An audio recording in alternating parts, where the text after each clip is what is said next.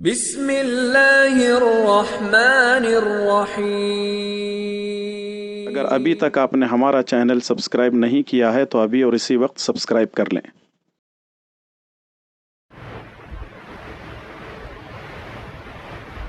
ان الحمد للہ نحمده ونستعینه ونستغفره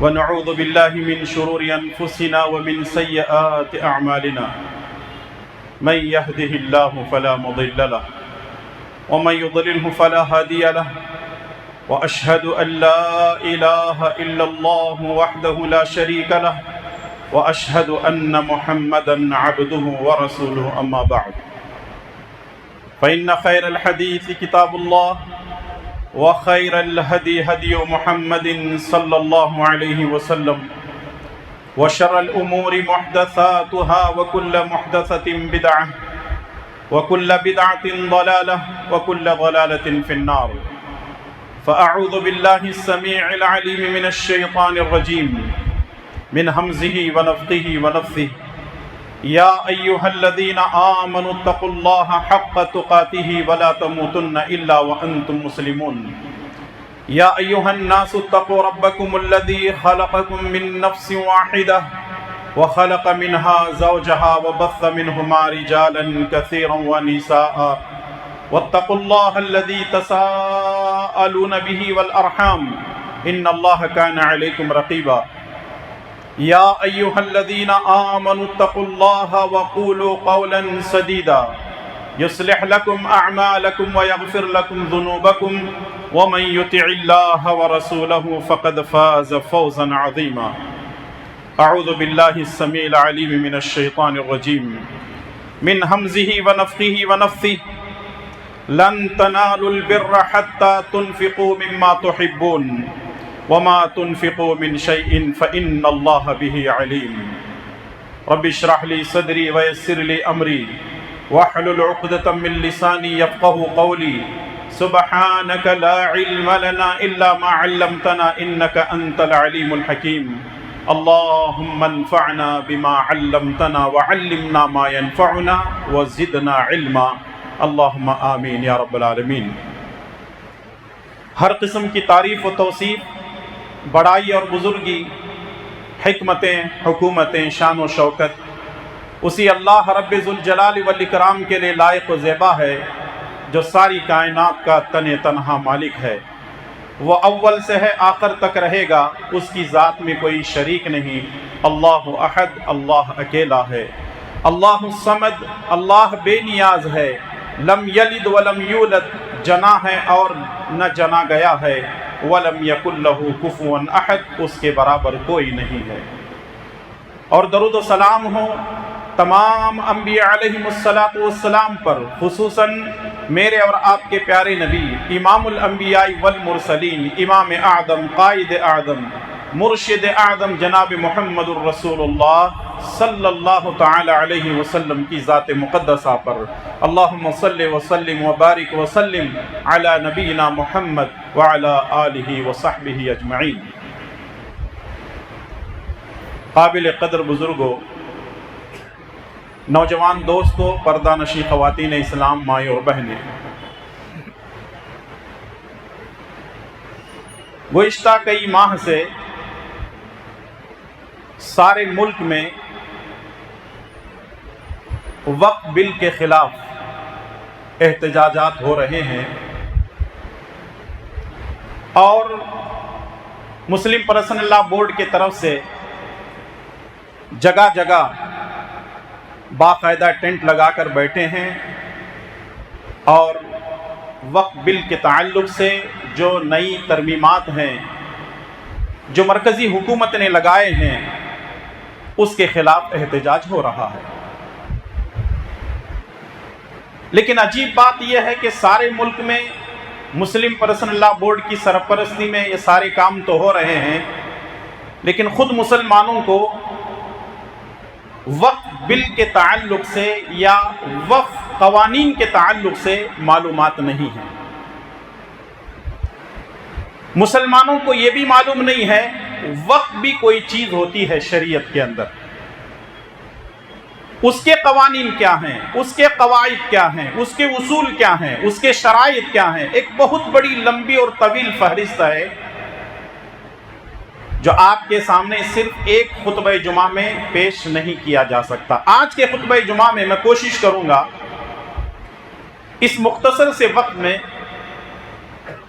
وقف کی شرعی اور قانونی حیثیت کیا ہے، وقف کی قانونی اور شرعی حیثیت کیا ہے، قرآن و سنت کی روشنی میں پیش کرنے کی میں کوشش کروں گا، اور آخر میں کچھ ایسی باتیں بھی آپ کے سامنے آئیں گی جس میں ان حالات میں ہم مسلمانوں کو کیا کرنا ہے۔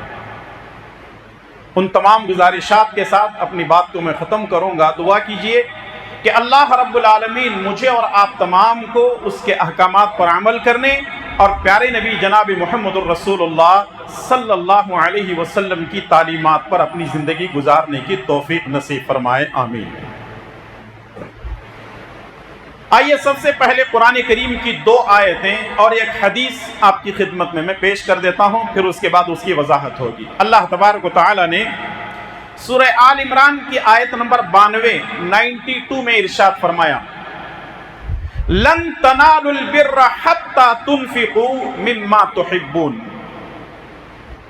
تم نیکی کو اس وقت تک حاصل نہیں کر سکتے جب تک کہ تم اس چیز کو اللہ کے راستے میں صدقہ نہ کرو جس کو تم پسند کرتے ہو۔ یعنی ایک آدمی اس وقت نیکی حاصل کرنے کا حقدار ہے جو پسندیدہ چیز اللہ کے راستے میں صدقہ و خیرات کرتا ہے۔ یہ نہیں ہے کہ اچھی چیزیں اپنے لیے نکال کر کے رکھ رہا ہے اور ایک دم گندی چیزیں اور گھٹیا چیزیں اللہ اور اس کے رسول کے راستے میں دے رہا، نہیں، بلکہ پاکیزہ چیزوں کو جو اپنے لیے پسند ہے، جو اپنے لیے محبوب ہے، اس چیز کو اللہ کے راستے میں صدقہ و خیرات کرنا ہے۔ اور آگے اللہ تعالیٰ فرماتا ہے وَمَا تُنْفِقُوا مِنْ شَيْءٍ، جو کچھ بھی تم اللہ کے راستے میں خرچ کرتے ہو فَإِنَّ اللَّهَ بِهِ عَلِيمٌ، اللہ تعالیٰ ان چیزوں سے واقف ہے، اس کا علم رکھتا ہے۔ یعنی بظاہر تو ہم یہ سمجھ رہے ہیں کہ یہ میرے لیے محبوب ہے، لیکن اللہ جانتا ہے کہ آپ کو محبوب کون سی چیز ہے، کیونکہ وہ دلوں کی باتوں سے واقف ہے نا۔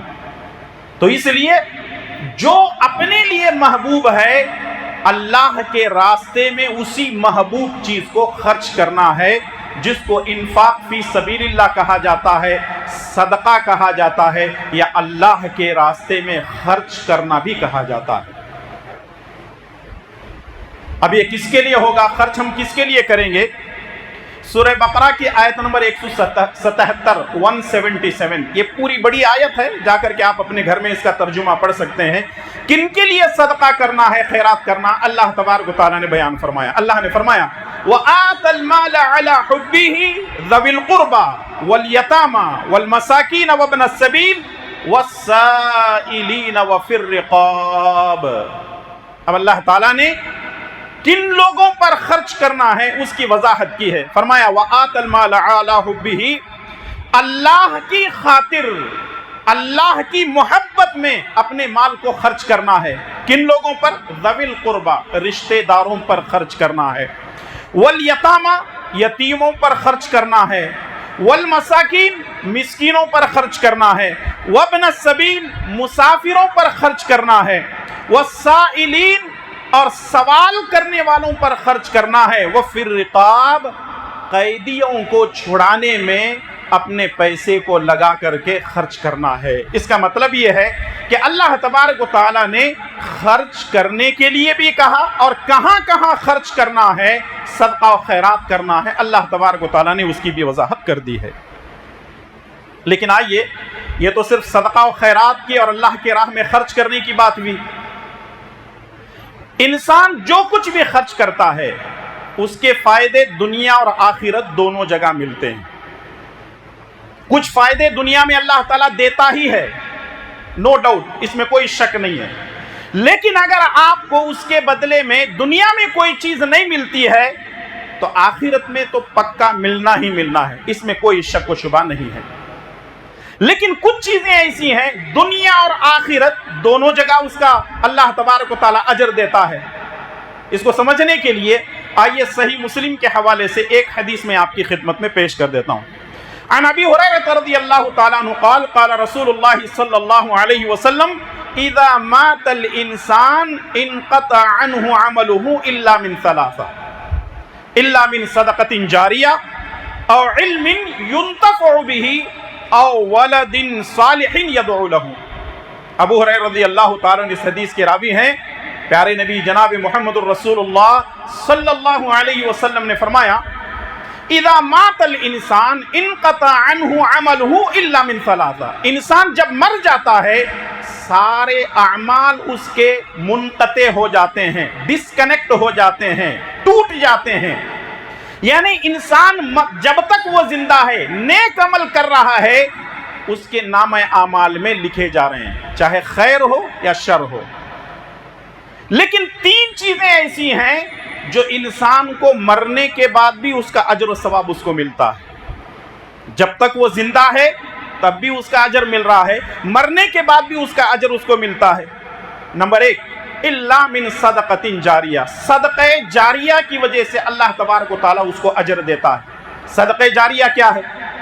مثال کے طور پر مسجد کے لیے اس نے جگہ دے دی، مسجد بنا کر کے اس نے دے دیا، یتیم خانہ بنا دیا، قبرستان کے لیے جگہ دے دی،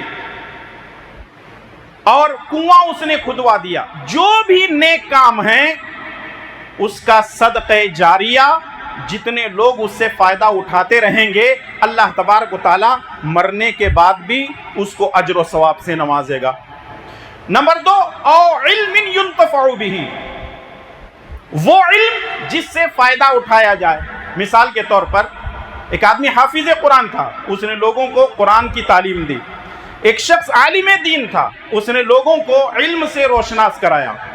ایک آدمی دین کا داعی تھا، اس نے مسلمانوں میں غیر مسلموں میں دعوت کا کام کیا، مشرکوں کو اللہ کی طرف بلا کر کے ان کو توحید پر بلایا، منافقوں سے اس نے توبہ کروائی، کافروں سے اس نے جو ہے اسلام کی دعوت دے کر کے اسلام قبول کروایا. جب تک انسان یہ کام کرتا ہے وہ زندہ ہے اس کا اجر ملتا ہے. مرنے کے بعد بھی جتنے لوگوں کو اس نے دین سکھایا، دین کی تعلیم دی، وہ جتنا عمل کرتے رہیں گے اللہ تبارک و تعالیٰ مرنے کے بعد بھی اس کا اجر و ثواب اس کو دیتا رہے گا، اور دونوں کے اجر میں کوئی کمی نہیں ہوگی. اور تیسرے نمبر پر او ولد صالح يدعو له، نیک اولاد بندہ چھوڑ کر کے جاتا ہے، نیک اولاد بندہ چھوڑ کر کے مر جاتا ہے. جتنی ماں باپ کے حق میں یا والدین کے حق میں بچے دعائیں کرتے رہیں گے اللہ تبارک و تعالیٰ اس کا بھی اجر و ثواب ماں باپ کو ملتا رہے گا. یہ تین ایسی چیزیں ہیں جب تک زندہ ہے اللہ اس کو اجر و ثواب سے نوازے گا اور مرنے کے بعد بھی اس کا اجر ملتا رہے گا. اس میں پہلے نمبر پر جو چیز ہے صدقہ جاریہ. صدقہ جاریہ انسان مرنے کے بعد بھی اس کا اجر ملتا ہے. وقف اصل میں صدقہ جاریہ ہے. اب یہاں بات سمجھتے جائیں، وقف اصل میں کیا ہے؟ یہ صدقہ جاریہ ہے، اسی کو کیا کہتے ہیں؟ وقف کہا جاتا ہے. صدقے کا فائدہ وقتی طور پہ ہوتا ہے جبکہ وقف کا فائدہ وقتی اور دائمی ہوتا ہے. جملے کو آپ سمجھیں، صدقے کو جو فائدہ ہوتا ہے وہ وقتی طور پہ ہوتا ہے اسی وقت، لیکن وقف کا مطلب یہ ہے کہ وہ صدقہ جاریہ بھی ہے، وقتی طور پہ بھی اس کا فائدہ ہوتا ہے، دائمی بھی ہوتا ہے. مثال کے طور پر ایک آدمی آپ کے پاس آیا، میری ماں بیمار ہے، میری بیوی یا میرا بچہ بیمار ہے، میری مدد کیجیے. آپ نے کیا کیا؟ 1000 روپے دے دیے. یہ صدقہ ہے، اصل میں صدقہ جاریہ اس کو بولتے ہیں. صدقہ یہ صدقہ ہے، وقتی طور پہ اس کا فائدہ ضرور ملے گا آپ کو، لیکن آپ نے کیا کیا؟ اللہ تعالیٰ نے حیثیت والا مالدار بنایا تو آپ نے کیا کیا؟ ایک زمین خرید کر کے، مسجد بنا کر کے، یتیم خانہ بنوا کر کے، یا ایک کنواں کھدا کر کے آپ نے للہ فی اللہ وقف کر دیا. یہ وقتی بھی ہے اور دائمی. دائمی مطلب ہمیشہ کے لیے اس کا فائدہ ہوا. اسی کو کہتے ہیں وقف. اسی کو کیا کہتے ہیں؟ وقف کہتے ہیں. اور شریعت کے اندر جو ہے صدقہ اور وقف میں ایک ہی فرق ہے. صدقہ اور وقف میں ایک فرق ہے. فرق کیا ہے؟ صدقہ جس کو دیا جاتا ہے وہ اس کا مالک بن جاتا ہے. مثال کے طور پر آپ نے کسی کو صدقہ کیا, وہ کیا بن گیا؟ اس کا مالک بن گیا. وقف جو کیا جاتا ہے وہ انسان کی ملکیت سے نکل کر کے اس کا مالک اللہ تعالیٰ بن جاتا ہے, حالانکہ ساری زمین اللہ تعالیٰ کی ہے. وقف اور صدقہ میں فرق یہ ہے, صدقہ جب آپ دیتے ہیں تو سامنے والا اس کا مالک بن جاتا ہے, اور جو چیز وقف کی جاتی ہے اس کا کوئی مالک نہیں ہوتا, اس کا مالک اللہ تبارک و تعالیٰ ہوتا ہے. اس کا مطلب یہ ہے کہ ہمارے بڑوں نے جو وقف کیا ہے وہ اللہ کو راضی کرنے کے لیے کیا ہے. کس کو راضی کرنے کے لیے؟ اللہ کو راضی کرنے کے لیے کیا ہے. حکومتیں اس پر اپنا روب نہیں جما سکتی, حکومتیں اپنے قبضے میں وقف کی چیزوں کو نہیں لے سکتی, کیونکہ اس کا مالک کون ہے؟ اللہ تبارک و تعالی. ہم تو وقف کی پراپرٹی کی حفاظت کریں گے, بس ہمارا یہی کام ہے. جو اس سے نکلتا ہے پھل فروٹ وہ جو ہے ہم غریبوں کے اندر تقسیم کر دیں گے. ابھی بھی اس کی وضاحتیں جو ہے آنا باقی ہے, لیکن آئیے وقف کی کچھ شرائط ہیں. وقف کی 3 شرطیں ہیں. اگر کوئی آدمی اپنی پراپرٹی کو وقف کرنا چاہتا ہے تو اس کے اندر 3 شرطوں کا پایا جانا ضروری ہے. پہلی چیز ہے بالغ ہو اور عاقل ہو. بالغ مطلب میچور ہو, اس کو صحیح اور غلط کی تمیز ہو, بلوغت کو وہ پہنچ چکا ہے, تب وہ وقف کر سکتا ہے. اور ساتھ میں وہ عاقل ہو. عاقل مطلب پاگل نہ ہو, یعنی کسی پاگل کو پکڑ کے آپ بول دیں گے دستخط کر دو ہم یہ وقف کر رہے ہیں, ایسے نہیں ہو سکتا. اس کا بالغ ہونا بھی ضروری ہے, اس کا عاقل ہونا بھی ضروری ہے. دوسری شرط ہے جائیداد کا شرعی اور قانونی مالک ہونا ضروری ہے. دوسری شرط بھی بڑی اہم ہے, جائیداد کا شرعی طور پر اس نے مالک ہونا ضروری ہے. شرعی طور پر مطلب پیسے دے کر کے اس نے خریدا ہو, وہ شرعی طور پر مالک ہو. قانونی یہ ہے پیپر میں اس کا نام لکھا ہوا ہو کہ یہ اس کا مالک ہے. یہ نہیں ہے کہ کسی کی بھی پراپرٹی لکھ کر کے دے دے یہ میرے طرف سے وقف ہے, ایسے نہیں ہو سکتا. قانونی اور شرعی دونوں طرح مالک ہو. اور تیسری شرط یہ ہے وقف کی نیت واضح ہو اور مستقل ہو, یعنی وقف دینے والا جو ہے باقاعدہ لکھ کر کے دے دے وضاحت کے ساتھ کہ یہ میرے طرف سے پراپرٹی وقف ہے, اور مستقل ہونا چاہیے. یہ میری پراپرٹی 10 سال کے لیے وقف ہے, اس کے بعد میں لے لوں گا, یہ وقف نہیں ہے. یہ وقف نہیں ہے, بلکہ ایسا ہوتا جیسے آدمی جو ہے تھوک کر کے چاٹتا ہے, 10 سال کے لیے دے دیا پھر اس کے بعد اس کو واپس لے رہا ہے. ایسی وقف کی پراپرٹی نہیں ہو سکتی. یہ 3 شرطیں اس کے اندر پایا جانا ضروری ہے. لیکن آئیے جب ہم نے وقف کی شرائط کو سمجھا ہے, یہ جاننے کی کوشش کرتے ہیں کہ آیا سب سے پہلے شریعت اسلامیہ میں کس نے وقف کیا؟ وقف کا جب مسئلہ چل رہا ہے شرعی نقطہ نظر سے کس نے سب سے پہلے وقف کیا؟ آپ کو معلوم ہونا چاہیے کہ سب سے پہلے وقف کرنے والے محمد الرسول اللہ صلی اللہ علیہ وسلم. سب سے پہلے جس نے وقف کیا وہ کون ہے؟ پیارے نبی صلی اللہ علیہ وسلم ہیں. اس کی دلیل صحیح بخاری کے حدیث ہے کہ جنگ احد کے موقع پر ایک یہودی آیا اور اس نے اسلام قبول کیا. جنگ احد کے موقع پر ایک یہودی آیا, اس کا نام تھا مخیرق. اس یہودی کا نام تھا مخیرق. اس نے اسلام قبول کیا. اسلام قبول کرنے کے بعد اس کی خواہش ہوئی کہ میں جنگ احد کے اندر شریک ہو جاؤں. جب وہ جنگ احد میں شریک ہونے کے لیے جانے لگا تو اس نے کہا اللہ کے نبی صلی اللہ علیہ وسلم میرے 7 باغ ہیں, میرے کھجور کے 7 باغ ہیں, باغیچے ہیں. اگر میں جنگ سے واپس آ گیا تو میرے ہیں, اگر میں شہید ہو گیا تو آپ کے ہیں. یہ 7 باغ کس کے ہیں؟ اگر جنگ سے میں واپس آ گیا غازی بن کر تو یہ میرے ہیں, اگر میں شہید ہو گیا اے اللہ کے نبی صلی اللہ علیہ وسلم یہ 7 کے 7 باغ آپ کے ہیں. لیکن اس کو شہادت نصیب ہوئی, شہید ہو گیا, وہ اللہ تعالیٰ کو پیارے ہو گئے. رسول اللہ صلی اللہ علیہ وسلم نے جانکاری حاصل کی کہ باغ کہاں ہیں. رسول اللہ صلی اللہ علیہ وسلم اس کو اپنے قبضے میں لیتے ہیں اور پھر اس کے بعد کہتے ہیں کہ میں ان 7 باغوں کو اللہ کے راستے میں وقف کر دیتا ہوں. اللہ اکبر. تو سب سے پہلے جس نے پراپرٹی وقف کی وہ محمد الرسول اللہ صلی اللہ علیہ وسلم. دوسرے نمبر پر وقف کرنے والے حضرت ابو بکر صدیق رضی اللہ تعالیٰ عنہ. انہوں نے اپنے گھر کو جو مکے میں تھا وقف علی الاولاد کرتے ہیں، یعنی اپنی اولاد کے لیے یہ جو ہے وقف کر دیتے ہیں. ان کے خاندان والے اس سے زندگی بھر فائدہ اٹھاتے رہے. تیسرے نمبر پر حضرت عمر فاروق رضی اللہ تعالیٰ عنہ، جنگ خیبر میں ان کو ایک زمین جائیداد مل گئی تھی. جنگ خیبر میں ایک زمین ان کو جائیداد کے طور پر ملی تھی. حضرت عمر بن خطاب رضی اللہ تعالیٰ عنہ رسول اللہ صلی اللہ علیہ وسلم کے پاس آتے ہیں اور کہتے ہیں اللہ کے نبی صلی اللہ علیہ وسلم، جنگ خیبر میں مجھے جو جگہ ملی تھی میں وہ وقف کرنا چاہتا ہوں. اللہ کے نبی صلی اللہ علیہ وسلم نے فرمایا ایک کام کرو، اپنے رشتہ داروں میں وقف کر دو، یعنی وہ جگہ باقی رہے گی، وہ باغ بغیچہ باقی رہے گا، لیکن اس سے دوسرے لوگ فائدہ اٹھائیں گے. تو عمر رضی اللہ تعالیٰ نے کہا کہ میں یہ اپنے رشتہ داروں کے لیے، فقیروں کے لیے اور مسافروں کے لیے وقف کر دیتا ہوں. اور عمر رضی اللہ تعالیٰ عنہ ایگریمنٹ بناتے ہیں، معاہدہ ہوتا ہے، اور اس کے اندر 3 چیزیں حضرت عمر بن خطاب رضی اللہ تعالیٰ عنہ لکھتے ہیں.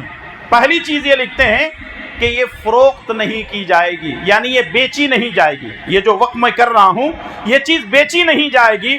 دوسرا، ہبہ نہیں کی جائے گی، یعنی کسی کو تحفتاً نہیں دیا جائے گا. اور تیسری چیز یہ ہے کہ یہ وراثت میں تقسیم نہیں ہوگی، یعنی میری اولاد میں میرے مرنے کے بعد یہ جو جگہ ہے یہ وراثت میں بھی تقسیم نہیں ہوگی. یعنی اگر کوئی آدمی وقف کرتا ہے اپنی پراپرٹی کو تو اس میں سے 3 چیزیں نہیں ہوں گی. پہلی چیز فروخت نہیں کی جائے گی، دوسری چیز ہبہ نہیں ہوگی، اور تیسری چیز یہ ہے کہ وہ وراثت میں تقسیم نہیں ہوگی.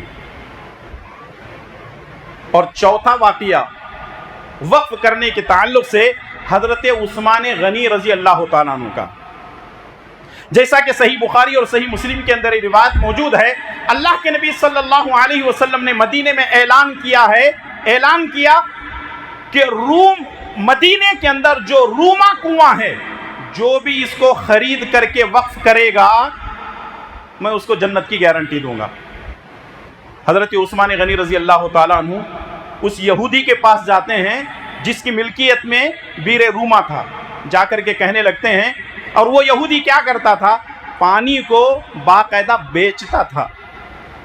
رسول اللہ صلی اللہ علیہ وسلم نے دیکھا کہ مکہ کے اندر مدینے کے اندر پانی کی قلت ہے.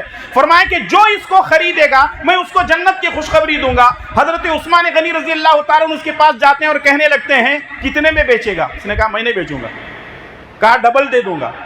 پیسہ ڈبل لے لے. کہا اب بھی نہیں بیچ، ٹربل لے لے. راضی ہو گیا. حضرت عثمان رضی اللہ تعالیٰ عنہ کنویں کو اپنی ملکیت میں لیتے ہیں اور اللہ کے لیے وقف کر دیتے ہیں. کہتے ہیں کہ یہ کوئی بھی آدمی یہاں سے پانی اٹھا سکتا ہے. مسلمان جو ہے پانی لے سکتا ہے، یہودی لے سکتا ہے، عیسائی لے سکتے ہیں، کوئی بھی آ کر کے راہ چلنے والا بھی اس کنویں سے جو ہے فائدہ اٹھا سکتا ہے.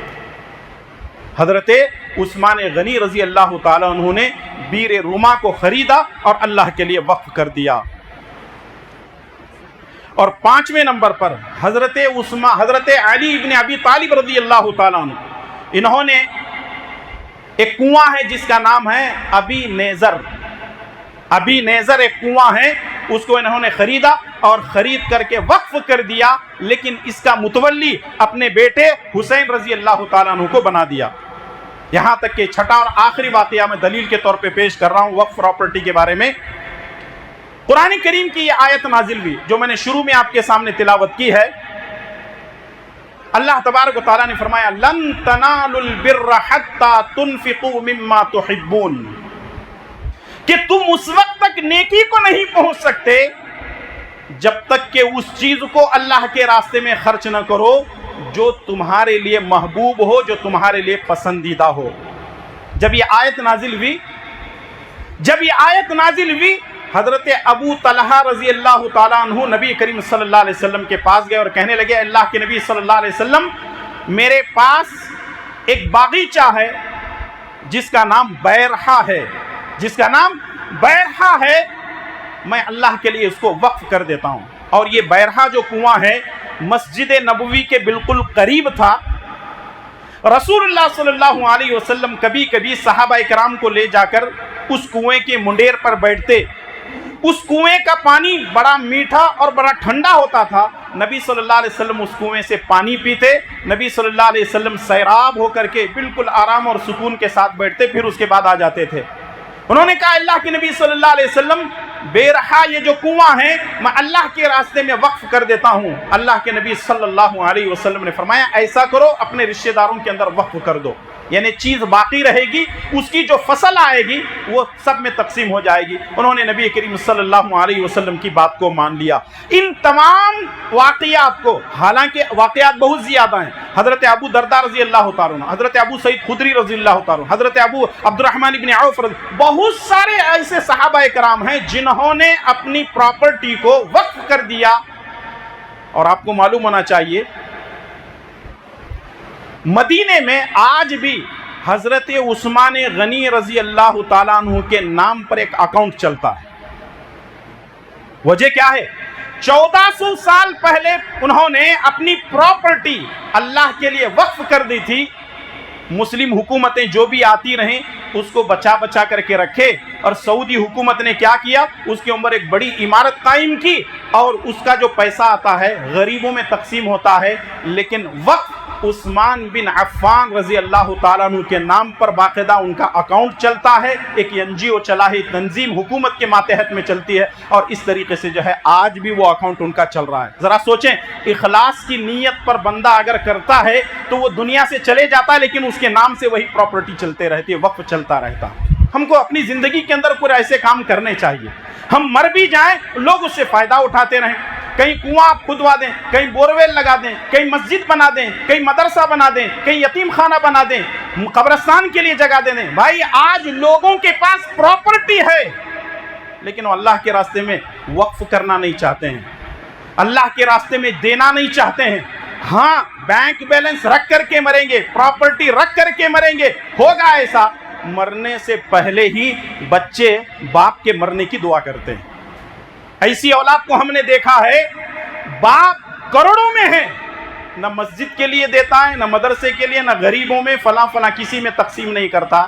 بچے بد دعا کرتے ہیں, یہ بڈھا مرتا کیوں نہیں؟ کیا فائدہ ایسی دولت کا جو رکھ کر کے مر جاتے ہیں.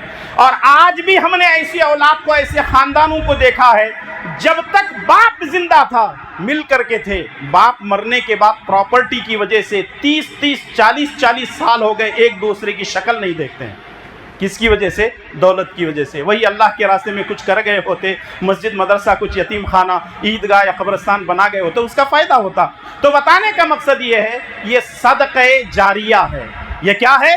صدقہ جاریہ ہے. اپنی زندگی میں اگر آپ کچھ کر سکتے ہیں تو ضرور کیجیے. اگر اللہ تعالیٰ نے آپ کو صاحب حیثیت بنایا ہے ضرور کیجیے.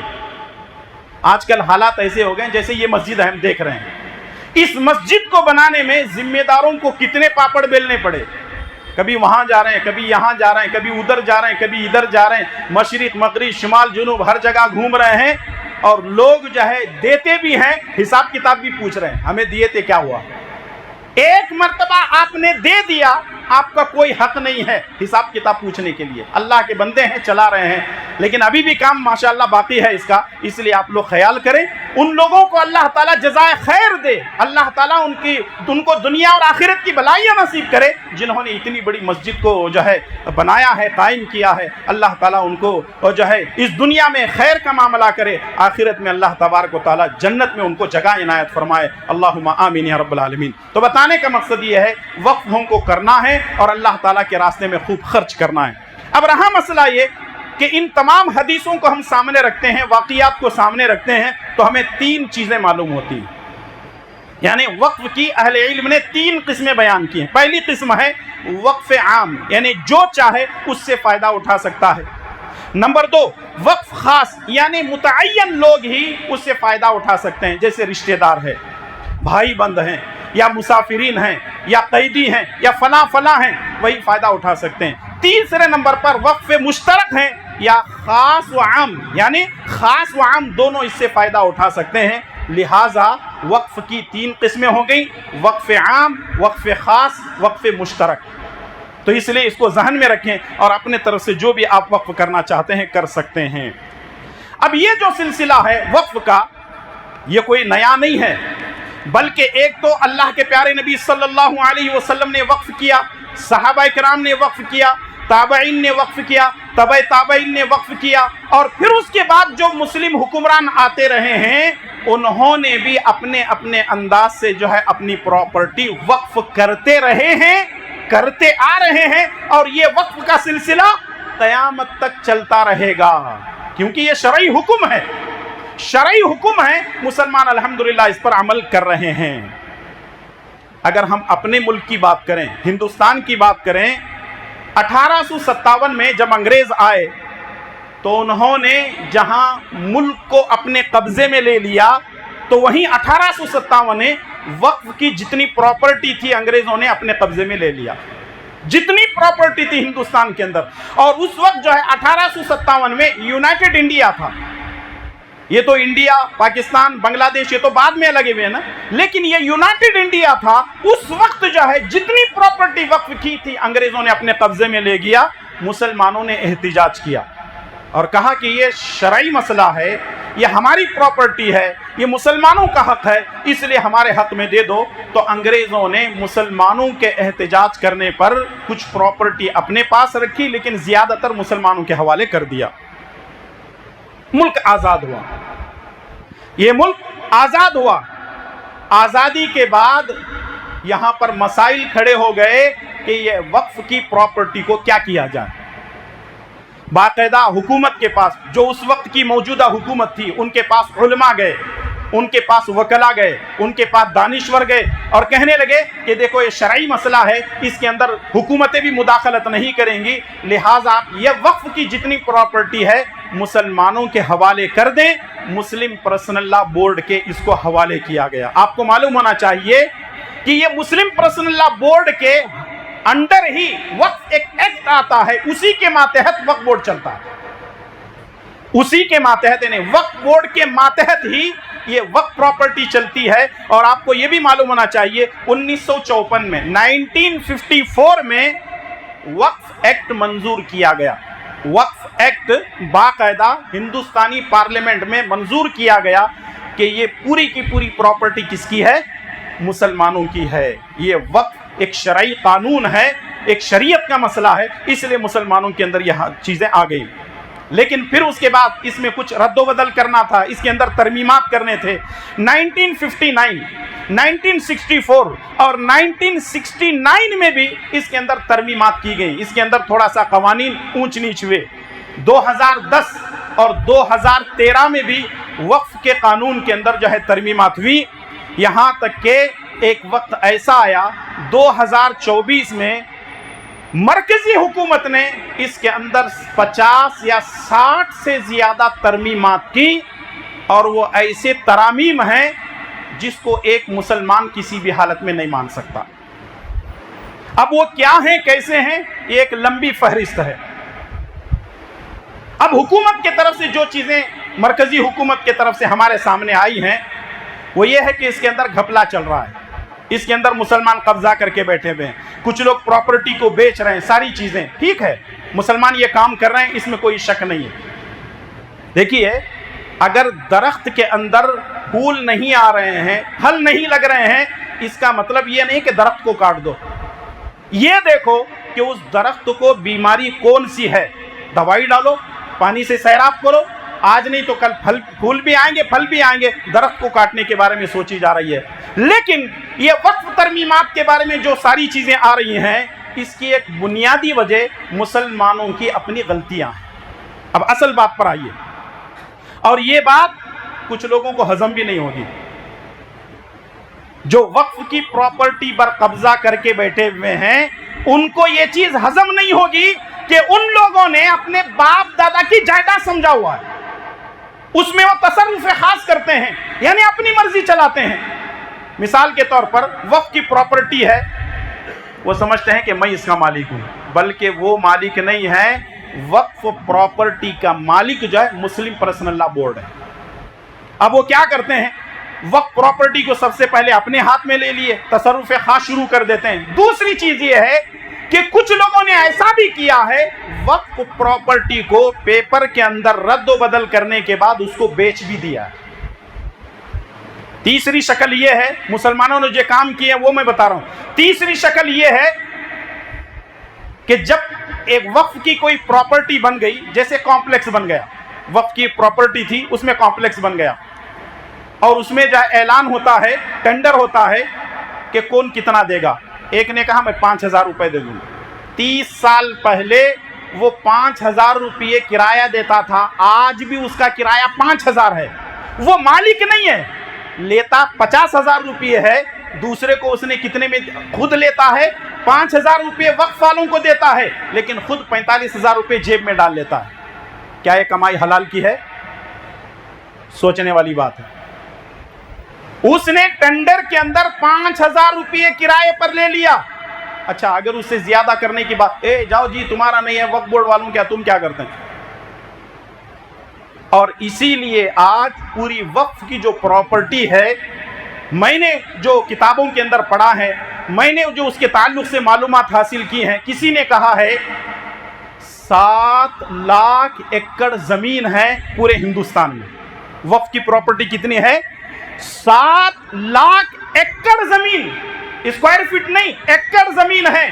بعض نے کہا ہے کہ 9 لاکھ ایکڑ زمین ہے۔ آپ اندازہ لگائیں، اتنا سب کچھ ہونے کے باوجود نہ مسلمانوں کا میڈیکل کالج ہے، نہ مسلمانوں کی کوئی ایک یونیورسٹی ہے، نہ مسلمانوں کا کوئی صحیح طریقے سے دینی ادارہ ہے، کوئی چیز نہیں ہے۔ جو جس کے اوپر بیٹھا ہوا ہے وہ اس کا اژدھا بن کر کے بیٹھا ہوا، یہ میرے باپ دادا کی پراپرٹی ہے۔ ان حالات میں حکومت جو اسٹیپ لے رہی ہے، ایک معنی میں اس کو غلط بھی نہیں کہا جا سکتا، لیکن دوسرے معنی میں اس کو صحیح بھی نہیں کہا جا سکتا، کیونکہ یہ شرعی مسئلہ ہے۔ شرعی مسئلے کے اندر کوئی بھی حکومت دخل اندازی نہیں کر سکتی۔ اب اگر میں وہ چیزیں آپ کے سامنے پیش کروں، میرے پاس پوری بعض اہم ترمیمات جو 2024 کے اندر رکھی گئی ہیں، مختصر 1-2 باتیں گنوا دیتا ہوں۔ اس کے اندر جو ہے 3C ایک نیا دفعہ جو ہے ایکٹ حکومت نے، مرکزی حکومت نے لکھا ہے، اس کے اندر یہ ہے کہ وقف کے مسئلے میں ڈسٹرکٹ کلیکٹر کو پورا اختیار دیا جائے گا۔ وہ کسی بھی جائیداد کو بدل سکتا ہے، ریونیو ریکارڈ بدل سکتا ہے، اور اگر چاہے تو وہ اوقاف میں رکھ بھی سکتا ہے، چاہے اس میں سے کینسل بھی کر سکتا ہے۔ یہ تو نہیں ہوگا نا اسے، کیونکہ وہ وقف کی پراپرٹی ہے، اس کے اندر ڈسٹرکٹ کلیکٹر کچھ بھی نہیں کر سکتا۔ اور دوسری چیز یہ ہے، چاہے وہ نیشنل لیول پر جو وقف کونسل ہے، اس کے اندر 14 ممبر آتے ہیں، حکومت نے کہا 14 کے بجائے اس کے اندر 23 ممبر آنا چاہیے، اور 2 اس کے اندر غیر مسلم کو رکھیں گے۔ اور اسٹیٹ لیول پر اس کے اندر 7 ممبران ہیں۔ گورنمنٹ نے کہا کہ نہیں، 7 نہیں ہونا چاہیے، بلکہ اس کے اندر جو ہے مسلمان کی شرط ختم کر کے اس کے اندر 11 ممبر ہوں گے، اور اس کے اندر 2 غیر مسلموں کو رکھا جائے گا۔ اور وقف بائی یوزر، یہ بھی ایک اہم ایکٹ ہے جو حکومت کی طرف سے آیا ہوا ہے۔ تو یہ ساری چیزیں میں آپ سے گزارش کروں گا، وقف کے بارے میں معلومات حاصل کریں، وقف کے بارے میں آپ نالج لیں۔ یہ نہیں ہے کہ جو کچھ بھی ہو رہا ہے اور مسلمان خاموشی سے تماشائی بنے ہوئے ہیں۔ تو یہ کچھ باتیں تھیں وقف کے تعلق سے میں نے آپ کے سامنے پیش کی ہیں۔ اگر کوئی بات میری زبان سے صحیح نکلی ہے تو اس میں میرا کوئی کمال نہیں، سب کچھ اللہ کی توفیق ہے۔ اگر میری زبان سے کوئی بات غلط نکل گئی ہے، اس میں میرے نفس اور میرے شیطان کا شر داخل ہے۔ میں اللہ تبارک و تعالیٰ سے پناہ مانگتا ہوں۔ اور آخر میں اپنی بات کو ختم کرنے سے پہلے یہی کہنا چاہوں گا، اگر اللہ تبارک و تعالیٰ نے آپ کو مال و دولت سے نوازا ہے، چاہے مرد ہو یا عورتیں ہوں، بزرگ ہو یا جوان ہو، لڑکا ہو یا کوئی بزرگ ماں ہو، میں آپ سے گزارش کرنا چاہوں گا، اپنی زندگی کے اندر ایسے صدقہ اور خیرات والے کام کرو، ایسے وقف والے کام کرو۔ آج ضرورت اس بات کی ہے کہ ہم مسجدوں کو بنائیں، مدرسوں کو بنائیں، ان کو آباد کریں، یتیم خانے بنائیں۔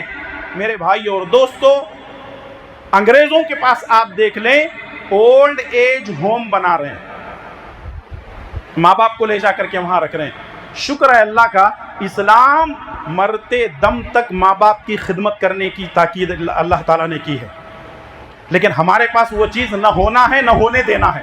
ہمارے گھروں کے اندر ہمارے ماں باپ پلیں گے، ان کا جنازہ کہاں سے نکلے گا؟ ہمارے گھروں سے نکلے گا۔ اور وہ بدنصیب لوگ ہیں، وہ بدنصیب اولاد ہے جو اپنے گھر میں اپنے ماں باپ کو تو رکھتے ہیں لیکن ان کی خدمت نہیں کرتے ہیں، ان کو دھتکارتے ہیں، برا بھلا بولتے ہیں۔ یاد رکھو آج تم اپنے ماں باپ کو برا بھلا بول رہے ہو، دھتکار رہے ہو، ایک وقت ایسا ہوگا جب تم بوڑھے ہو جاؤ گے، تمہاری اولاد تم کو دھتکارے گی، تمہیں اپنے گھروں سے اٹھا کر کے پھینک دی گی، اس وقت تم کیا کرو گے؟ اس لیے اپنی زندگی میں کچھ ایسے کام کر کے چلے جاؤ کہ مرنے کے بعد بھی اس کا اجر و ثواب ملتا رہے۔ اپنی بات کو ختم کرنے سے پہلے دعا کروں کہ اللہ تبارک و تعالی ہم تمام کو تیرے راستے میں صدقہ و خیرات کرنے کی توفیق عطا فرما۔ اے اللہ تعالیٰ تیرا راستے میں خرچ کرنے کی توفیق عطا فرما۔ اے اللہ تبارک و تعالیٰ ہم میں جو بیمار ہیں ان کو شفائے کاملہ عاجلہ عطا فرما، جو پریشان حال ہیں ان کی پریشانیوں کو دور فرما، حلال کھانے حرام سے بچنے کی توفیق عطا فرما۔ اے اللہ فلسطین کے مسلمانوں پر رحم فرما، اے اللہ فلسطین کے مسلمانوں پر رحم فرما، اے اللہ یہودیوں کو نیست و نابود کر دے، اے اللہ تعالیٰ یہودیوں کے لیے تو کافی ہو جا، اے اللہ ہمارے مساجد و مدارس کی حفاظت فرما، ہمارے علماء اور دعات کی حفاظت فرما، اے اللہ متحد ہو کر ہم سب کو تیرے دین کی خدمت کرنے کی توفیق عطا فرما۔ اے اللہ تعالیٰ جب تک ہمیں زندہ رکھ، اسلام پر زندہ رکھ اور خاتمہ بالخیر فرما، آمین یا رب العالمین۔ ربنا تقبل منا انک انت السمیع العلیم، سبحان ربک رب العزة عما یصفون وسلام علی المرسلین والحمد للہ رب العالمین۔